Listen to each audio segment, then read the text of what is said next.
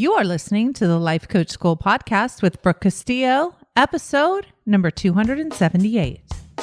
Welcome to the Life Coach School podcast, where it's all about real clients, real problems, and real coaching. And now, your host, Master Coach Instructor, Brooke Castillo. Well, hello, my friends. How are you today? I'm amazing, of course. I have been writing my book for you all, and I'm super excited about it because so much of the content is brand spanking new, straight from new ideas in my brain. I was thinking about this the other day. I love that I decided to write this book, even though writing a book is not my most favorite thing to do. But I've coached myself on it, so I have a much better attitude. But here's what I've figured out. I am developing so many more high quality ideas because I've chosen to write this book than if I hadn't chosen to write it. So I'm super thankful to myself for challenging myself to do this very fun thing. So today, what we're going to talk about, I include a little bit in the book. So I'm super excited to share kind of some of the concepts that I'm developing. And the idea, the concept is called a belief ceiling. And I want to talk to you about belief ceilings today because so many of you have them without even realizing it. And the reason why I'm calling them a belief ceiling is because they limit you from going higher in your life. Now, a belief ceiling is simply a thought that you think over and over and over and over again. So it becomes a belief. And a belief, like I said, is just a thought you think a lot. And so you think it's true. And this is a concept I've actually been talking a lot lately with my coaches about this idea of what makes something true. What is the truth? And is there a truth that exists outside of us in terms of like a reality that is emphatically true? Now, for the sake of the model, one of the things that I've taught you all to do is to put facts in the C line, and that facts are true. We don't normally say that facts are true because you don't have to believe in a fact, but you kind of do. We have to believe that that tree is a tree and that it exists. So there's many things that are quote unquote facts that we have all agreed to believe together in order to function in the world and on this place called the planet, right? And I am not in any way suggesting that we shouldn't believe that things are true and that we shouldn't have common beliefs that things are true. It's how we function. We kind of all agree on certain things. We agree on certain rules. We agree on certain truths. But that's not to say that because we've made this agreement to believe that things are true, that they are true.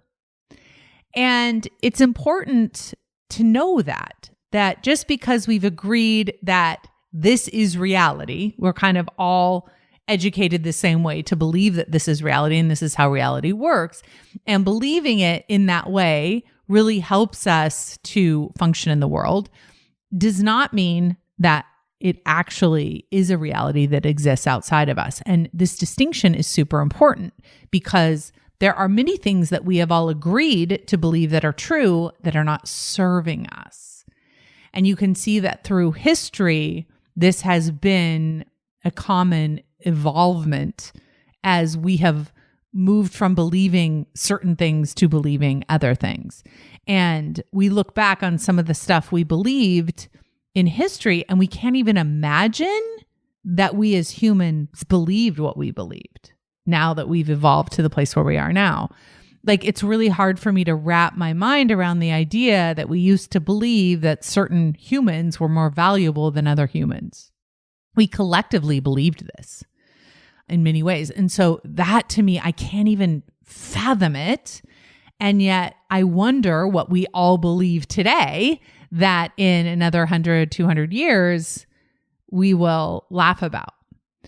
So think about even 200 years ago, if someone was to say, hey, you're going to be able to communicate with another human being who is in a different country without even talking to them real time.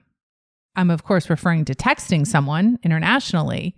But if you don't understand what texting is and you don't understand that perspective of how that could work, the idea of being able to communicate to someone without speaking to them across the world is unfathomable. You can't even make sense of it, right? So it's just not true. And at that time, it was possible that could happen. We know that now because it did happen, but it wasn't true that it had happened, right? So that's the concept that I'm trying to share with you here, is that there is no truth that exists outside of you that is definitive. The world and our perspective in the world is always open to interpretation. And so as we define the world, will determine our experience of it. Okay? So that's the deep part, deep thoughts of the podcast. So the reason why I introduced that idea from the beginning is because so many of our belief ceilings are beliefs that have gone unquestioned. And one of the reasons why is that questioning beliefs is a very uncomfortable process. And it's uncomfortable for 3 reasons. First, beliefs are hard to recognize. They're hard to become aware of because we've thought them so often, they just feel like they're true. The second reason is that questioning our beliefs, especially beliefs that we share with other people in our tribe, creates a very isolating experience. I'm going to talk about that in a minute. And the third thing is, when you question your beliefs, you have to be willing to have been wrong. And that does not feel good at all. We as humans like to be certain and we like to be right. And when we question ourselves and we determine ourselves wrong, especially if we've been wrong for many years, it's very discombobulating. It makes us feel insecure and doubtful and unsure. So let's start with the first one. It's hard to recognize belief systems that are shared with other people and that we've thought for a long time because we don't even recognize them as thoughts. We don't recognize them as optional. We just recognize them as reality. For example, I could say to you that we're limited in the amount of money we can make in our jobs. Now, when I say that, you, because you're a listener of the podcast, might be like, that's not true. But in general, most people would agree that that's reality, right? We're limited by what our employer will pay us. We're limited by the possibilities that are out there in the world on how much money we can make in a job. So that's a belief system. That's not just true. That's not just reality. That's a belief system. It feels true because we've all kind of agreed that it is true. Okay. There are other examples. Like, let's use a more specific example, like a teacher who works as a teacher at a school could say the maximum amount that I can make in this job is this amount of money, whatever that money is, $65,000 a year. The maximum amount I can make as a teacher in this job is $65,000 a year. Now, that feels very true. That's what maybe the principal offered her. That's maybe the going rate for teachers. That's maybe what's in the doctrine of the school or whatever, right? So that feels very true, and there's lots of evidence for it. Most people would agree that that's true, and so therefore that belief would remain unquestioned. Now, those are some pretty concrete examples, and there's many more examples that are less concrete, which is, I don't have a college education, so I can't make more than $100,000 a year, or I, was never trained as an attorney, so I can't make the same amount of money as an attorney or as a doctor or something like that. These are like subtle beliefs that you may not even be aware of are beliefs. You wouldn't even recognize them if you thought them because they're beliefs. I was talking to Chris Plackey the other day on the phone, and one of the things I said to her, I said, this is how the brain kind of works. It's like, oh, look, a tree. Oh, we're walking. Oh, there's my friend. Oh, watch out for that car. You're very dumb and you're never going to amount to anything in your life. Oh, look, it's going to rain. Like it just sneaks, these little thoughts just sneak in, right? And they're buried among other observations about the world. And so you don't even recognize them. And this is what's true for all of these commonly held beliefs that we've kind of all agreed to together as a society about what's possible and what's true and what is reality. Okay. So that's the first thing. They're just hard to recognize because they're so common and there's such agreement on them that there's not a lot of contrast to them. So if I give you the example of maybe a life coach and how much it's possible for a life coach to make in a year financially, let's say, or, weight loss, whatever, you pick one of the examples. So one of my goals in life is to be an example of what is possible with the model. And I want to be an example of how much money you can make as a life coach when you manage your mind. So let's say you're a life coach or you know of life coaches and you have beliefs about what's possible for life coaches. And maybe for the last 10 years, you've been sharing with your friends, talking with your friends, hey, how much money can you make as a life coach? And you kind of all have this common belief that, it's about $100K that you can make as a life coach. And a lot of people would see that I was making a lot more than $100K, and they would accommodate for their belief ceiling of $100K by excusing me as like an outlier and talking about me as if I didn't apply to their belief system. It's like a justification for keeping their belief system. And one of the things they used to say to me all the time is, well, you can make more money as a life coach because you actually sell a certification. You sell a business opportunity. So it's easy for you to make money because you sell something that can then turn into a way for someone to make money. It was a very logical argument.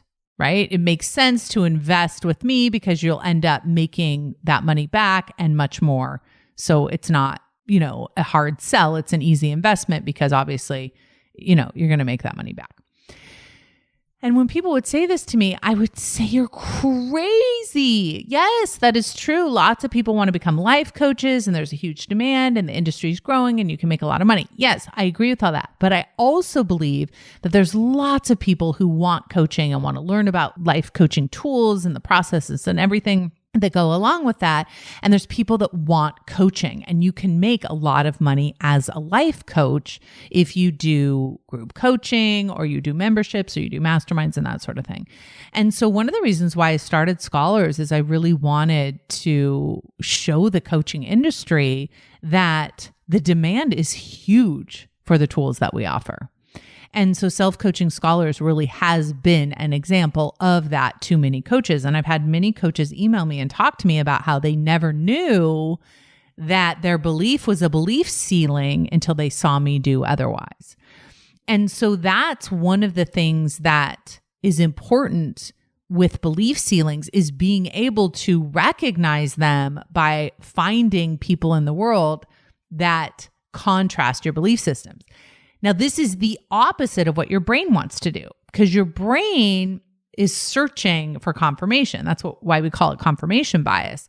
It wants to find evidence for the belief ceilings that we already have. So even though, if you think about it logically, you don't want to have the belief that you can only make $100,000 a year, that doesn't serve you. And yet your brain is constantly seeking to prove that true because it's the belief that you've thought so often, and your brain wants certainty. So when you see an example like me of someone in the coaching industry making a lot more than $100,000 coaching clients, then we start to wiggle those belief systems. So it's important for us, when we have belief systems that create belief ceilings, that we're willing to search for the opposite of what we believe. We're willing to be wrong. And I'll talk about that in a minute. Okay. So number one, belief ceilings are tricky because they're hard to recognize. We think them automatically. They're under the surface. The second thing I want to talk about is how isolating it is to have a belief system that is different than your tribe, than the people you hang with, than society. A lot of belief ceilings are beliefs that we have agreed upon unconsciously almost.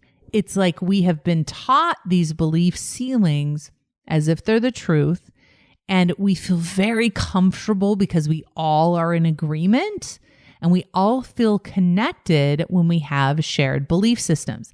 This is why religions are so powerful in terms of community, because when we go to church, we all can believe in the same religion. Or if we go, let's say we go to a yoga class, a lot of us all believe in the same ideas and methodology. If we go to a life coaching class, we kind of all believe in the same things, and that makes us feel very connected to each other and feel like we're part of a very safe tribe.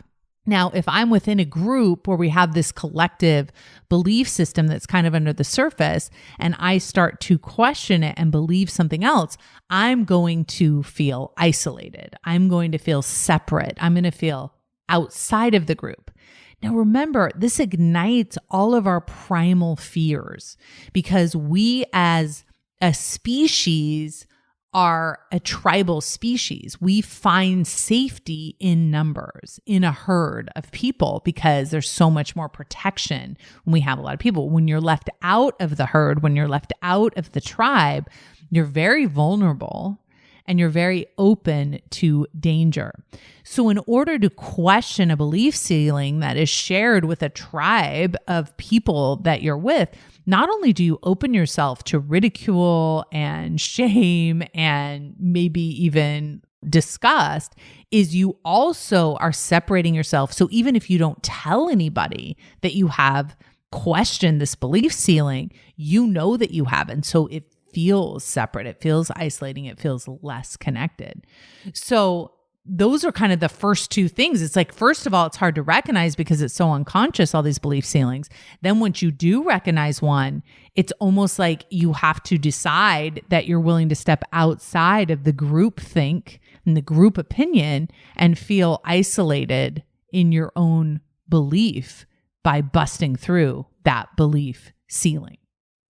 I've actually experienced this a bit in my own life with my own success and with what I have been willing to believe that is counter to society about what's possible for me in my life.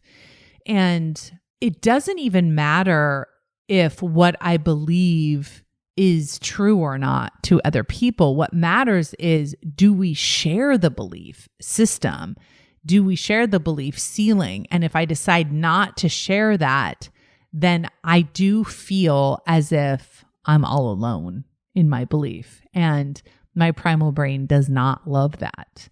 And I have to remind myself that it's okay, that I'm not really isolated, that I have lots of people that love and care about me. I actually have a lot of people that are willing to believe in me and my beliefs, but the people that don't share in that, you know, like sometimes when I talk to my immediate family and we can't quite get on the same page, it feels like I've broken that connection.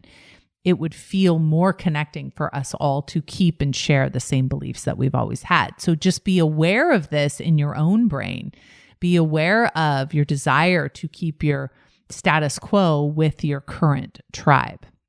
The last thing that you have to notice about breaking belief ceilings is that you have to be willing to be wrong and to have been wrong for so many years about what you thought was true.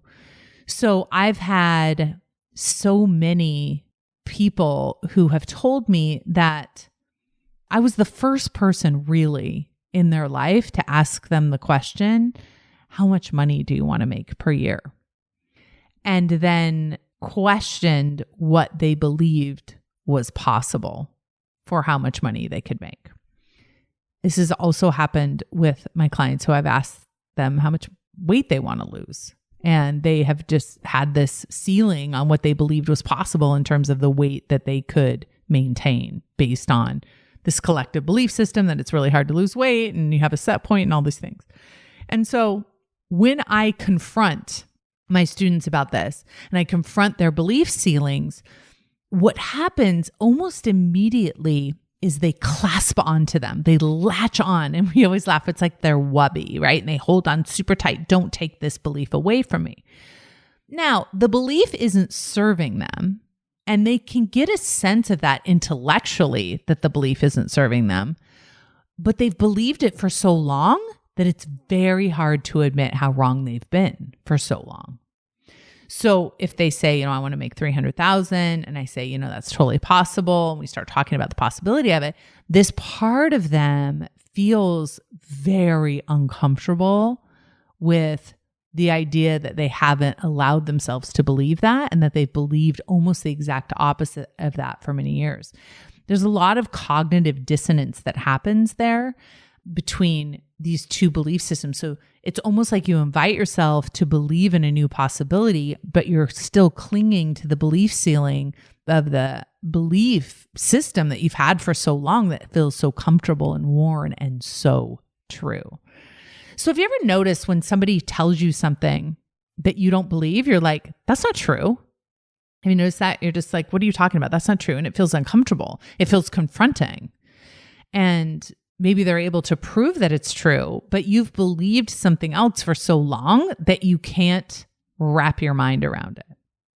Now, this is actually an indication that you're probably up against a belief ceiling. When somebody says something and you can't wrap your mind around it, it's almost like, think about that, wrapping your mind around this comfortable, cozy thing. When you can't wrap your mind around something, it's because it takes too much effort to believe that something could be true or something is true. You're like, what? You know what I mean? You're like, what? And people will talk a lot about having aha moments. They'll talk about having like a perspective change or a perception change or something. And many times that can feel super enlightening and exciting. And when we have aha moments that don't confront us, when we can believe new things without having to give up old things, that's what those aha moments are. But a lot of times when we get a new perspective, it doesn't feel like an aha moment. It feels confronting, and it feels like we want to reject it because we've become aware of something we weren't aware of. We all of a sudden feel super isolated, and we feel uncertain because we've been so wrong for so long. Okay. So this is the problem with changing belief systems and the problem with eliminating belief ceilings, because as you go through the process, you will be very confronted. Many of my students try to deal with this by skipping the part where they really acknowledge the belief ceiling. So what will happen is I will say to them, hey, I've noticed this.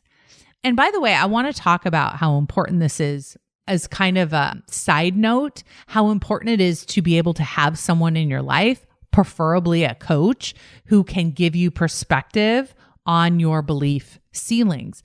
It is very challenging for us to see our own belief systems when they're unconscious. So a lot of times a coach can point them out to you in conversation while you're being coached, while you're doing thought downloads, and you would not even have recognized that it was a belief system. It's almost like you're embarrassed by it. You're like, what? I didn't even know that was there. Oh my gosh, that's not mine. Right? So a lot of times what'll happen is I'll point out a belief ceiling to someone, or they'll recognize it and they'll want to immediately like delete, move on, hide it, go to the next belief system.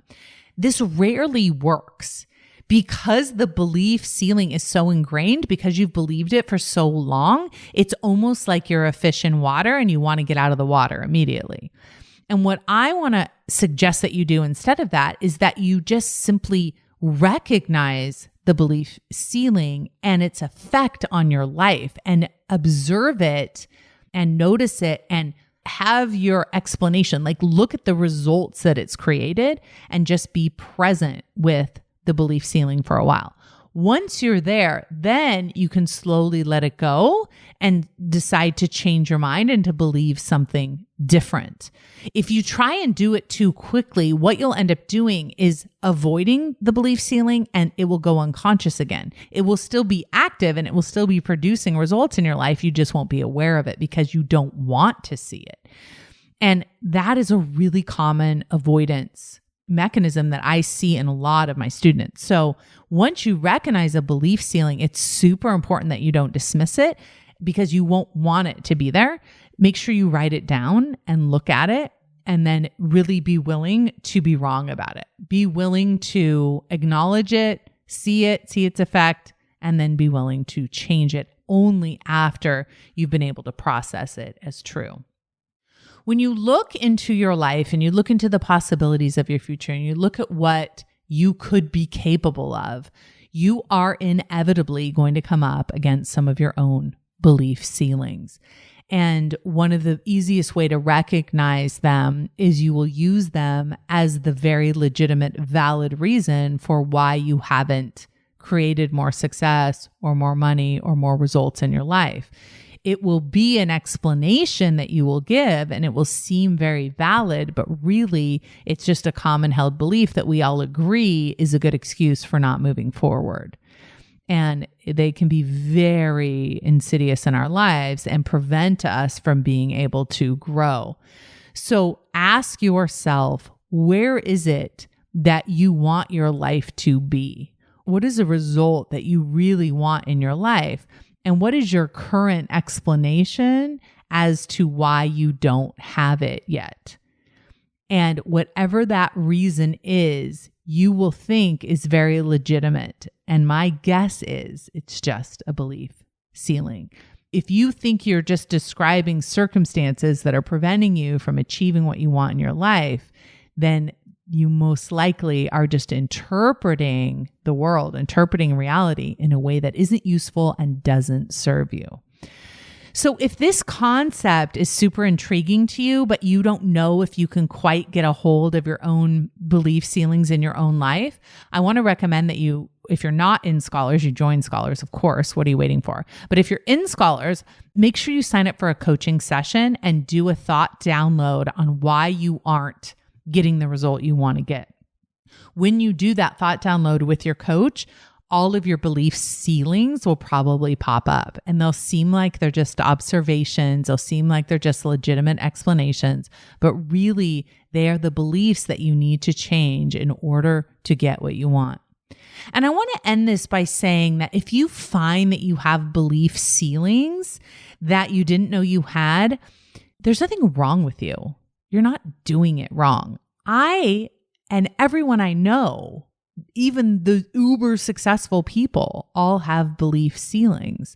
We all have limitations onto what is possible for our lives. And many times those limitations feel like safety to us. And so we have attached onto them. And it's just a question of questioning them. It's just a matter of going in and recognizing them and questioning them.